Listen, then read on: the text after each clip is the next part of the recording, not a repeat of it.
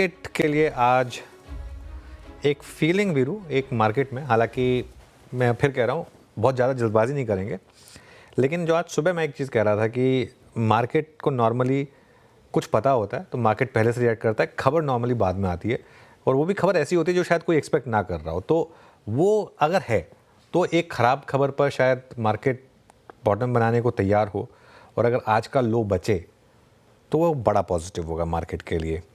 और अगर रिकवरी आ गई, ख़राब खबर पर भी रिकवरी आ गई आखिरी के 1.5 घंटे में, तो ये बहुत बड़ा पॉजिटिव होगा मार्केट के लिए। लेकिन ध्यान रखिएगा, अगर आज का लो टूटा तो फिर वो मतलब अभी भी मार्केट में और गिरावट बाकी है, और शायद ये वाली खबर वो आखिरी ख़राब खबर नहीं थी मार्केट के लिए। लेकिन एक चीज़ मैं ज़रूर ऐड करूँगा वीरू कि ये जो अदानी वाली खबर है इसको आप पूरी मार्केट से नहीं लिंक कर सकते। और वो एक चीज़ मुझे जो अच्छी लगी, आज आप बैंक निफ्टी का चार्ट देखिए इंटरडे में, सुबह बार बार ये बात हो रही थी कि नहीं ये इतना एक्सपोजर नहीं है बैंकों का, इतना एक्सपोजर नहीं है, इतना बैंकों को नहीं करना चाहिए था। तो उस हिसाब से ये एक अच्छी चीज़ होगी कि थोड़ी सी वहाँ पर रिकवरी आई है। Very good afternoon. Good afternoon Anuj. आज थोड़ा सा बात इसी पे करेंगे, एक एक करते हैं। निफ्टी पे बात करेंगे, निफ्टी बैंक पे बात करेंगे, लेकिन पहले आज का जो डिसअपॉइंटमेंट या फिर न्यूज़ फ्लो का जो सेंटर है अदानी ग्रुप पर, बहुत से लोग चर्चा कर रहे हैं कि क्या फिर से वो नाजुक दौर, बुरा दौर शुरू हो चुका है क्या? ये खबर क्या ऐसी है अनुज जो सिलसिलेवार तौर पे प्राइस डैमेज करे, जो कि 23 के में हुआ था? क्या ये वैसी खबर है क्या? क्या ये सेल ऑफ एक्सटेंड करे, इस बात के चांसेस हैं? पहले इस पर डिस्कशन करते हैं। देखिए वीरू, अब इसमें ना इशू क्या है, आरोप तय किए गए हैं, ठीक है। कोई ऐसा तो नहीं है कि वहाँ पे ये आ गया कि नहीं ये फाइनल गिल्टी ही हैं।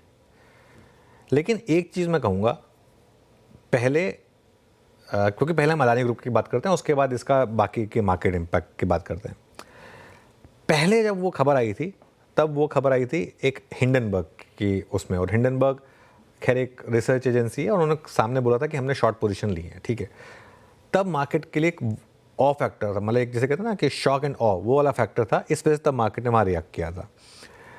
उसके बाद रिकवरी आई थी इन स्टॉक्स में, मोर और लेस ये सारे स्टॉक्स वहीं पहुँच गए थे जहाँ पे वो हिंडनबर्ग की रिपोर्ट आई थी। अब ये आया है मामला। अच्छा, अब ये मामला जो है ये कोई रिपोर्ट नहीं है, ये ऑफिशियली है, ये SEC में और US के कोर्ट में ऑफिशियली हुआ है। तो इस चीज़ को समझना ज़रूरी है। तो इसमें मुझे लग रहा है कि पॉसिबिलिटी एक ये है कि इस बार अदानी ग्रुप स्टॉक्स में, पिछली बार क्या हुआ था, 3 दिन में करेक्शन खत्म हो गई थी और उसके बाद अदानी ग्रुप स्टॉक्स ने वापस चलना शुरू कर दिया था।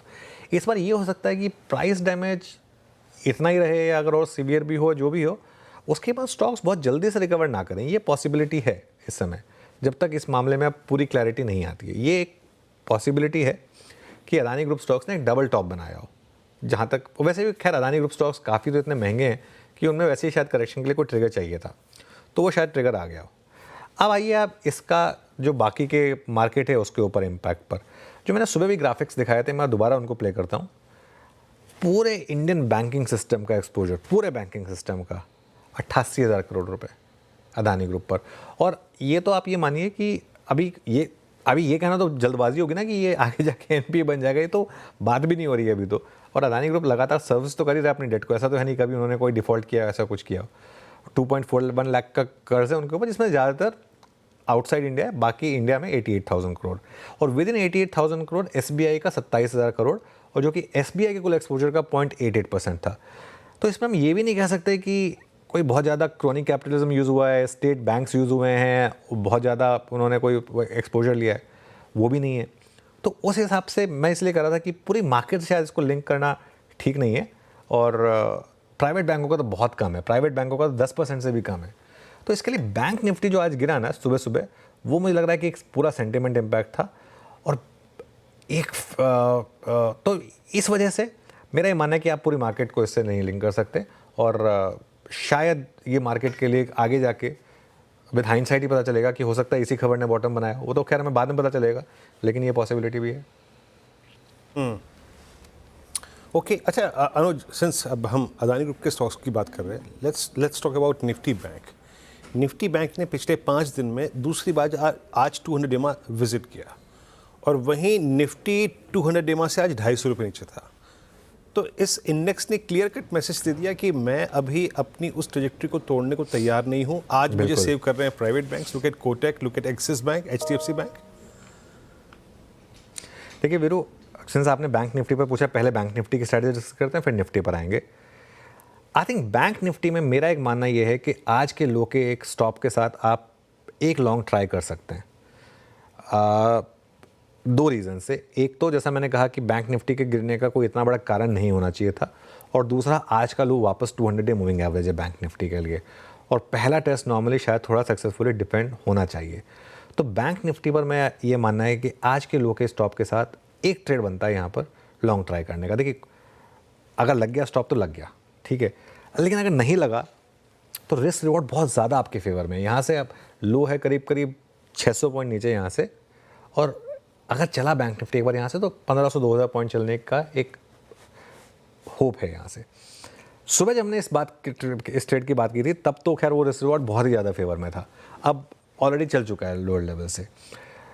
लेकिन अगर आज का लो टूटा बैंक निफ्टी में तो मतलब बहुत क्लियर होगा कि खाली ये खबर का इम्पैक्ट नहीं है, कुछ और है, और बैंक निफ्टी भी 200 डे मूविंग एवरेज तोड़ने को तैयार है। तो इसके लिए आज के लो की बहुत ज़्यादा एक कहते हैं ना एक सिग्निफिकेंस है। निफ्टी की जहाँ तक बात है, निफ्टी पर पहला सपोर्ट आपको मिलेगा आज का लो 23,263 पर, और उसके बाद बड़ा सपोर्ट मिलेगा आपको 23,100 के आसपास। अगर वो टूटा तो 22,800, और रेजिस्टेंस पहला 23,450 के आसपास, और उसके बाद पर 23,450 जहाँ से कोलैप्स होना शुरू हुआ था, सुबह जो ओपन था उसकी कोई वैल्यू नहीं थी क्योंकि उसमें तो कोई ट्रेड नहीं हुई होगी, और फिर बड़ी रेजिस्टेंस मिलेगी आपको 200 डे मूविंग एवरेज पर करीब करीब 23,550 पर। लेकिन मेरा मानना अभी भी यही है कि अगर आप सेल की ट्रेड ले रहे हैं तो वो निफ्टी पे ज़्यादा बेटर प्ले आउट होगी, और अगर आप बाय की ट्रेड ले रहे हैं तो बैंक निफ्टी पे ज़्यादा प्ले आउट होगी। बिरो